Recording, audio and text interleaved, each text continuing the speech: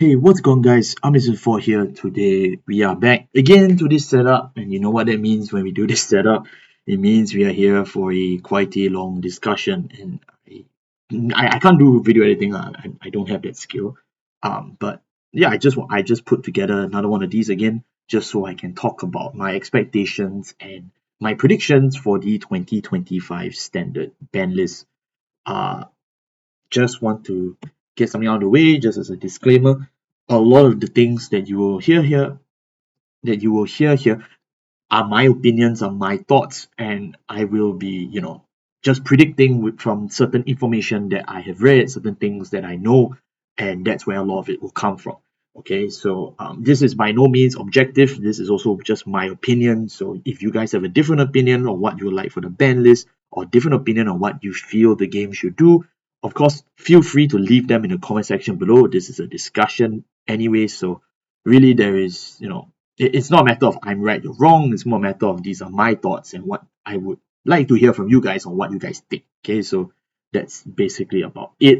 Also, because I was right on the Shojodoji ban, so that's another reason why I'm doing these videos, because I realized that that it appears to be either some form of credence, or at least my prediction was somewhat correct because I used a certain method, and therefore I want to talk about it. So first and foremost, let's talk about what we'll do in this video. So firstly, I will select a few decks that are currently topping or doing well in JP, and I'll tell you how I've selected these decks, because I'm a Japanese player.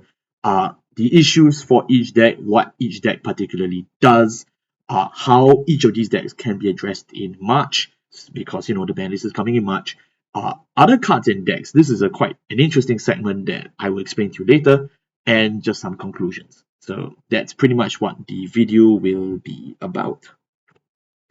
Now, to set the stage, and the whole reason why I'm even doing this video to begin with, is because of the ban list document that came from Bushiroad in December 2024. Now, for my English audience, I don't know what you guys have, but I know for the Japanese audience, we do have this, where every ban list, Bushiroad actually drops a document to describe their thought processes on why certain things were hit, why certain things were not hit, certain things on a watch list, so on and so forth. This is how the entire ban list comes to light. It's through this written logic, and then they tell it to you. It's all in the original document. So all the things that I'm going to talk about on this document mostly come from points from that document. So if there's something that's not from the document, I'm going to state very clearly that it's my interpretation or my feelings, and that's really about it. I will put a link in the description below for the original document. I hope the link is still working, but I'll put it there. It is in Japanese. If you can read it, that'll be great, but there is English translations out there. I'm pretty sure I've read them before, so I don't think it's particularly like a knowledge gap. If anything, there's always Google Translate, so cool. So, to no surprise of anyone, and to anyone who saw the thumbnail, the candidates on this watch list from December would be Rezael, Varga, Bialodium, and Levidras. If you notice something, they all come from the same booster set, so yeah, that can be a source of frustration.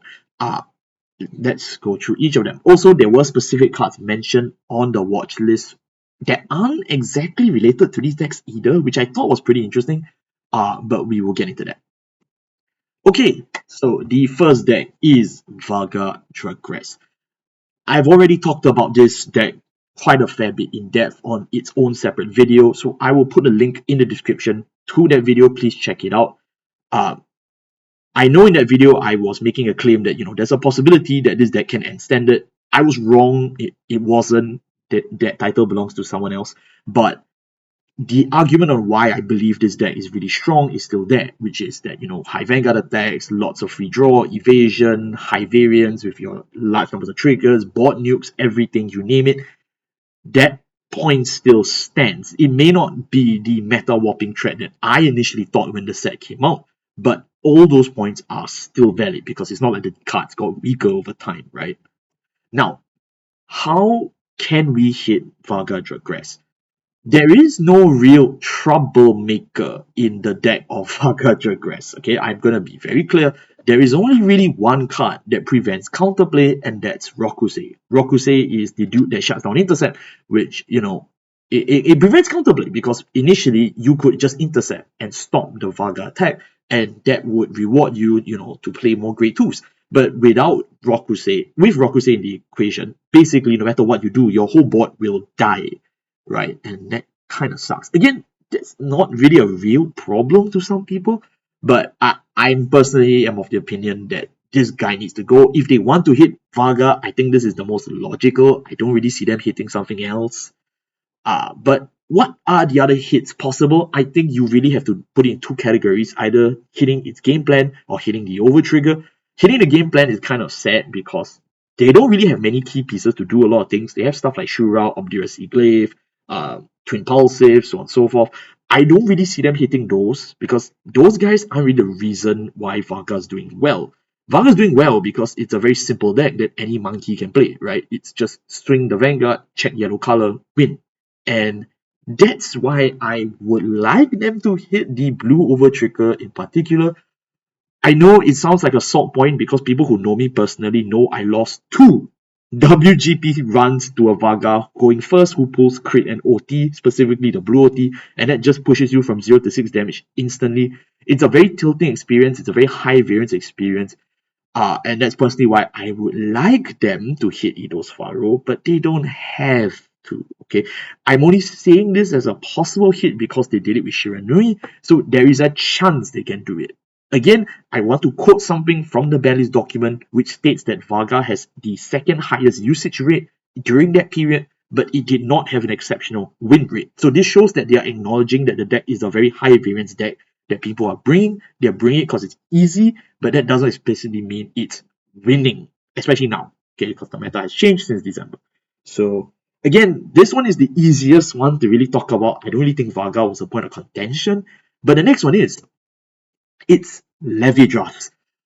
Now, again, I have to put another link in the description. This is for Different Fights Levy Drafts video. If you've never heard Different Fight, where have you been? But he did a video on Levy Drafts, which I feel is the best explanation on Levy Drafts I've seen. I would link that video in the links in the description. It's a genuinely good video. If you do not know anything about Levy Drafts, I beg you to please watch that video after mine because it's just really good. It is really clear, and I think anyone who watches that video should be able to understand, at least with minimal knowledge of the deck. So I'm just going to link his. It's pretty understandable.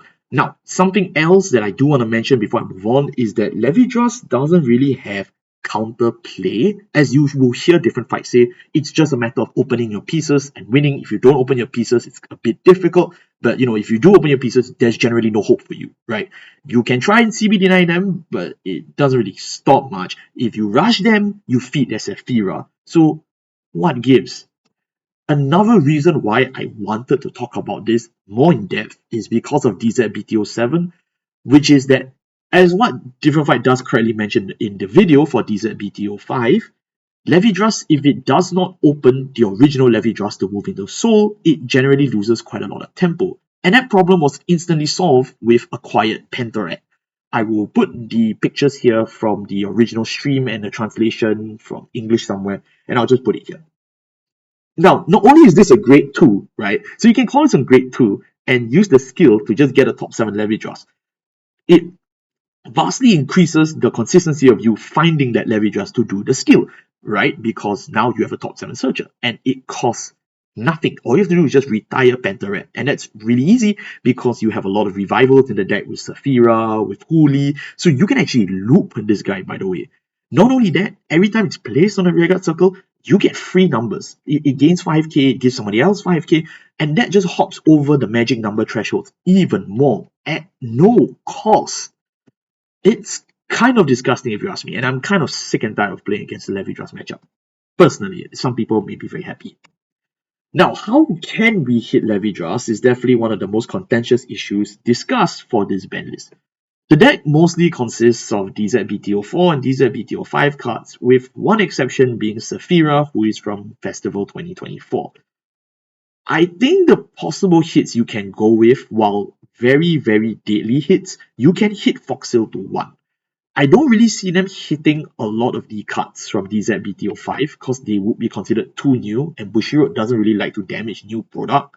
But I do think this is the most logical hit because, you can still have Foxtail, right? Foxtail is still part of the end game, but it should be not that easy to get your multi-attacks with such high numbers over and over and over again. Foxtail not only makes the Vanguard center column threatening with the critical and the numbers, it also just passes 3 numbers and gives you extra attacks for your Shalmnet, for example. So I think they don't need to ban Foxtail, but I would like to see this hit. I think this is the optimal hit if you ask me. The other 2 hits that we can consider are Saphira and on for Anotogaster. Anotogaster is just Selgown on legs, and he is another multi-attacker. I'm not sure if they will hit Anotogaster, very honestly. I think that's kind of mean. But he is someone that is definitely on the list for potential hits. They can also hit Saphira because she warps the grade 2 game by letting you call back your Shelmet on turn 2, build the board very easily. There's a Scry as well. But I'm a bit hesitant on Saphira. I'm not sure. I know she's like the noisiest card in the deck in terms of how deadly she is, but I just don't see this being the reason why. Also, there is a high price tag, so again, I don't think Bushiroad wants to damage the shop stocks, so it is very unlikely that this is the hit. But this is the oldest card in the deck by right, so if I didn't mention this guy, I would be omitting information. The third deck, yes, the third deck on the radar is Liel equals Odium, everyone's favorite Hikari Chow deck. This is a really strong go first deck. It can completely kill on turn 4 with the Divine skill. There is no way to stop his offensive output because the drive skill and the power skill and every other skill cost Soul Blast and energy. The only thing you really stop by Counter Blast denying is just advantage, right? Your draw from your Colossus, the other skill that lets you call stuff like, for example, for Revoltis. You don't actually stop their game plan. The game plan continues whether you CB deny or not. It's just a number of cards in their hand. But because on turn 4 they can just slam an extra turn, right? You generally will die if you don't have enough cards in hand, which, spoilers, not everyone can farm hand that well. So how can we hit Leia Odium? Honestly, I don't think they are going to hit Leia Odium. The deck mostly consists of new cards from DZBTO5, and this deck just got its second wave of support in DZBTO7. This is basically like an infant deck, right? I don't see this being the hit. Yes, the power level of these cards are very insane personally, but there is a difference stated in the document between the user rate of Leia Odium and the other 3 guys I mentioned on this list. It is a statistical significance, which means that Bushiroad will definitely take this into account when choosing to hit or not. And I just don't see this being the case. Like, what can you hit in this deck? You can't hit Anachronous, like, that would kill the deck. You can't hit Distorted Bane. Neither can you hit a Dark State staple for this deck, because Jojo Ignis is literally walking around the streets. So, the argument won't really stand. I just don't see them hitting personally. They may, but I found it very difficult to choose a potential scapegoat to hit. So I'm just going to go with no hits. Okay, next one up is Raziel Vita. Okay, this one is going to be easy to talk about because unlike Liel, this one's the one with the most number of candidates out there. This guy has not only a busted grade 2 game because of multiple sets of generics, be it Veltrosa and Paramam, or you use the auto core. He has great scaling, multi-attack, consistent multi-attack, mind you. You can count +1 with just 1 Raziel skill, and you can +4 with Nuberis, Selgown, Gatrilius, and the extra drive. You get trigger manipulation. You don't really have a counterplay to this deck because, unless you can buy from draw, but like, it's not really a thing here. And I'm not even going to talk about the Divine skill, which just sends like criticals back to the deck, and then you get defensive heals extra, which you do on top of the trigger manipulation, and you get extra crits back. This thing is literally a virtual nightmare. It's like Ping Saber Dragon plus like 12 other meta decks from history. It is arguably the best deck in format. I'm not sure if I would say it's the best deck in format, but this is definitely a deck people have issues with. Now, how can you hit Raziel considering that he is a protagonist deck? There is a whole list of cards you can hit in this deck. I'm going to be very honest that there is too many candidates for me to line up to the point that I'm splitting them into several sections. In this first section, I will discuss the cards unique to Raziel that you can hit. Aerial Sage. Aerial Sage is the card that lets Raziel extend over and over and over again at very little cost, because just by having it behind Raziel, you can consistently just get countercharge and feed all your multi-attacks, even when CB denied. Catwalla is the main way you search out your grade 3 pieces, which will include your Rezile names. Your Rezile names are very important. You can search out your Catwalias if you're missing that. Nilberries not only gives you follow-up with extra numbers, it also helps you draw and trigger manipulate for a drive or damage check. So these guys are definitely the higher ups there in terms of cards they can hit. I'm not going to put a target on any of them and say specifically this guy, but I feel like these are 3 cards you can definitely consider in terms of looking for a hit. I don't think they're going to do too many hits to Rezile personally, but they definitely have a large number of cards to choose from. Speaking of, we haven't even talked about the most dangerous one yet, Selgaun or Surgaun. Now, I used to be of the opinion that they wouldn't hit him, but recent developments in DZBTO7 have indicated that the design space wants to hit Selgaun. Why do I say that? 2 reasons. One is the new Houndraiser deck from DZBTO7. The Houndraiser deck is basically High Dog Breeder Akane's descendants, and it focuses on them and high beasts with synergy, right? Now, Selgaun is a high beast, so you would think this is like the #1 deck you can abuse him in, right? But strangely, the way the whole deck is set up, it seems like they don't want you to use Selgaun, right? They want you to have a consistent number of high beasts on the board. They want your high beasts from the back row to multi-attack. They want you to intercept with them. It just seems very odd that Selgaun, the one guy who is known for evasion and plussing, is trying to be removed from a deck that requires you to build a whole board of high beasts like 2011 Garmor style. So when I saw stuff like this, it is really interesting because Selgaun is the most notorious high beast in Vanguard. So the fact that they made a whole deck for high beasts and are explicitly trying their best to not have him in the deck is very interesting. The second is for Rezile, which is Knight of the Severe Spear, Savulus. And he is the Rezile triple rare from this set. He is basically Selgaun who draws after he binds himself. So you would think, why are they printing a weaker Selgaun, right? That's because there's a possibility, in my opinion, that they are just going to get rid of Selgaun, right? I mean, yes, you could play the 8 of them together, that would be really funny, but I just don't see that being the end goal for Bushiroad. Bushiroad tends to let generics fill in spots for decks, and then eventually create cards to fill those decks with similar copycats of the generics. That tends to be how they do things in Divines especially.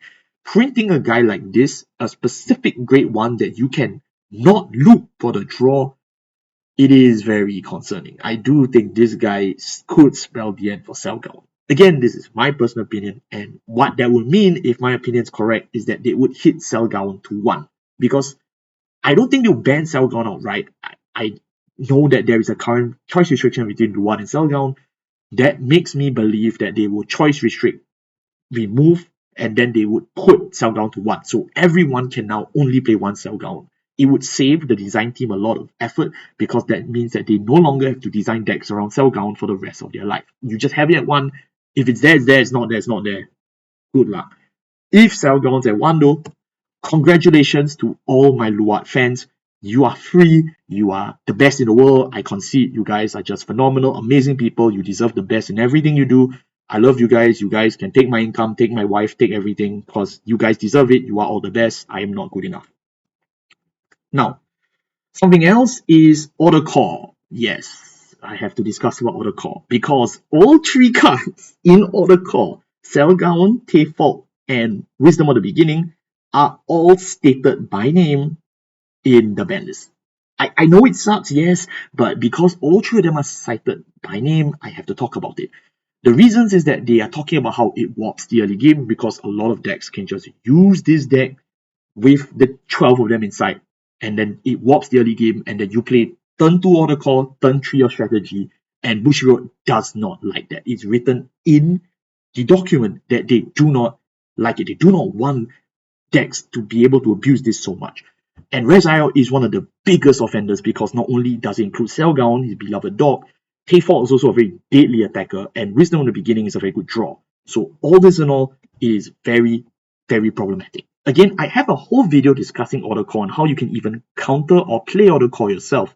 So please check the video out. I did spend a lot of time on that one. How can they hit Order Call? I mean, do I really have to say this out loud? As long as you just hit any of them, it's fine. can choice restrict it, you can hit it, you can ban it, it's fine. But would I like them to do that? No, because I personally have a weak spot for an engine. I did lead to its development, but if it has to go, it has to go. I'm okay with that. There are definitely alternatives that can rise up. I mentioned previously, for example, people who play Paramam as well as Veltrosa. Just any form of grade 2 gaming keta generics, you can definitely do it. Next up, another one I have to discuss is, of course, the hostage package in DivineZ. Because this came from Festival, and again, all three nations that have hostage package were also listed by name in the document. So it is a problem. Okay, so I have to say it. I've talked about the hostage package before in very long depth in my Nightrose encyclopedia. I will put the links in the description for that as well. So if you'd like to read more about it, please check it out. Again, how can you hit the hostage package? I mean, this one is pretty easy. So realistically, you just hit any part of it. I don't really know what part they'll hit, probably the spell, but yeah. Because they did mention it's with Sentinels as the problem. So all in all, which hits are most likely I mean, this one is very easy, right? Most likely, I think Levidros and Raza are going to get hit. Levidros has just way too much ahead of everyone else. I just think it's unfair. Raziel, because, there's a lot of things with the deck, and this thing is going to keep getting more support. It just makes sense for them to hit it because, in my opinion, you want to sell the new cards, right? So you would hit the old cards. It's kind of like a Yu-Gi-Oh thing. But yeah, that's really about all I can say. Selgaon, I really think the writing's on the wall for his death. So yeah, I do think he's going to get hit. I think Hostage is less likely to be hit, but still possible because it's not a design space they want to encourage. If a lot of decks can just play Hostage in the future to just keep looping perfect guards like Nightrose. So I do think they will get rid of that eventually. Varga, I do think they'll hit Varga. But that's a personal opinion. They may not hit Varga at all, but I would like them to hit Eidos Faro or Rokusei. I think that's really nice. The least likely is, of course, Odium, because the chances are Odium will get off scot-free.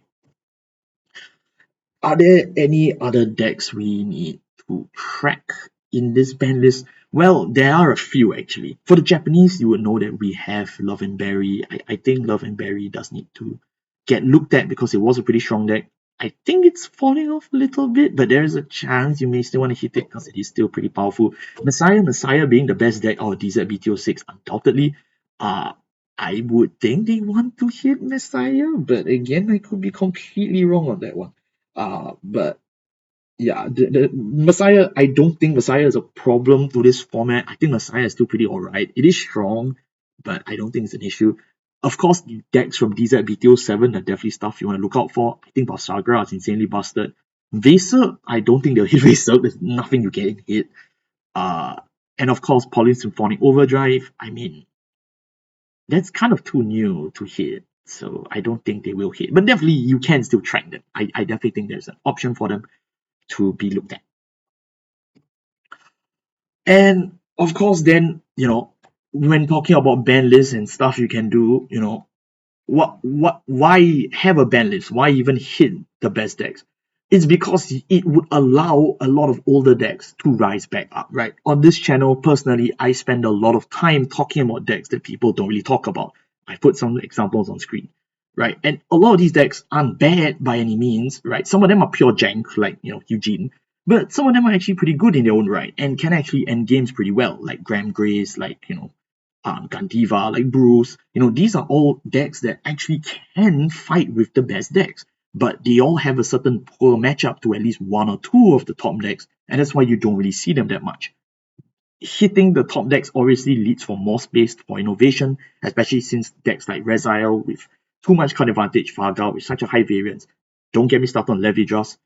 Stuff like that. If they are addressed, they don't need to be crippled. If they are addressed, I think it would do a lot of good for people who enjoy rogue decks or pet decks to be able to rise up, because I do feel a lot of decks in DivineZ, in Standard, have potential. It's just they're not being looked at properly. And that's where I will end this video. Really, even though this video may come across as a bit of a doom posting, I just want to be clear. I don't think this format is in trouble at all. I just think that there are a lot of things in this format for the top decks that we can really look at on what we can and cannot hit. And it would be good to hit it before it gets too late, right? We have seen what happens when Bushiroad drags ban lists a bit too long, like Shiranui, like Gandiva. Stuff like that does leave a sour taste in people's mouths, and I would like them to hit things on time, to hit things promptly if they deserve the hit, right? Because in that way, you also encourage more people to stick on and play the game, right? Especially because Vanguard is growing as a player base. We are doing a lot of promotion with the anime and whatnot, and Vanguard's trying to become more and more mainstream. I do think that it is important to maintain the health of at least the main format, right? Say what you want about premium, about V, die or not die. You definitely need to ensure the main format is okay and the main format is standard, whether you like it or not. So, in my opinion, they really do need to buck up their socks. This is really the best and only time they have to address some of these decks in question, because I don't know if they are willing to let Levi Dras or to say Rezile run around for another format, right? I just don't think it's healthy. And personally, that's where I also link it off to myself. It is very tiring. It is very tiring to compete. It is very tiring for me to also do a lot of content, to research, to prep, on top of my own personal stuff, right? I have a life, I have a family, I do have a job, I go to a school, right? And it is very tiring to juggle all of that and still have to turn up to locals every few days and go, oh wow, I'm losing to Levi Dras again. Or to go to a national tournament or local tournament and just get my ass kicked by Varga who pulls another blue OT. It is tiring, and it's come to a point where I also need a break. I don't want to get burned out. I do love this game. I still do. But it can get tiring, especially when, you compete. And I do compete. So I am going to announce something here. I am going to take a hiatus from YouTube for about a month. You won't see any videos from me from the next month. Not just because I don't really have anything to talk about. I also do need a break personally. I am really tired. Videos, especially like this one, do take a lot of time for myself to research, consolidate, write, prepare, edit everything. So I am going to take a hiatus for about a month. I will come back, don't worry. I definitely will come back in time for the Vajula deck and the Escalion deck. I'm very excited for those two. But until then, I will be gone for a while. Okay, so I am really sorry to anyone who I'm disappointing through this. Please, I seek your understanding. It's not that I want to take a hiatus. I kind of have to for myself, because the last few sets I've really been pushing out quite a fair bit, and it's taking a toll. I'm gonna be honest, it's taking a toll. But also, I also want to say thank you. Thank you to all the people who stayed to the end of this video. It is nice that you guys stayed on and listened. Thank you to my subscribers, old and new. I know there's a lot of new people out there joining. Welcome and thank you. Thank you to my friends who helped me for this video and those who didn't. Thank you to my family, of course. Thank you to my channel members, the few of you. It's because of people like you that I even can continue to do things like this, right? If not, I just can't, right? And that's really all I can say. It's just a huge thank you. You can consider this like my 1K sub special if you want to, because long video projects like this do take up a large strain of my time. And I wanted to do something special before I take a break for a while. Especially when it comes to ban lists, I noticed that people tend to assert their opinions without all the information, right? And that's why I really wanted to make a video centered around that document where we really go in depth and talk about it.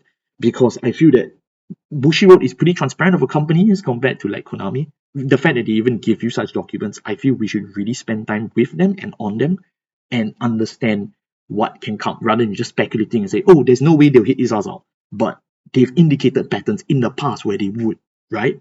So I do think that it is important for us to really look and pay attention to the things that we are told, because it would really do us a lot more good in our lives. Thank you all so much for watching. I will see you all next time. There will be a next time. I will come back. But as of now, I will be gone. Thank you all. Take care. Goodbye.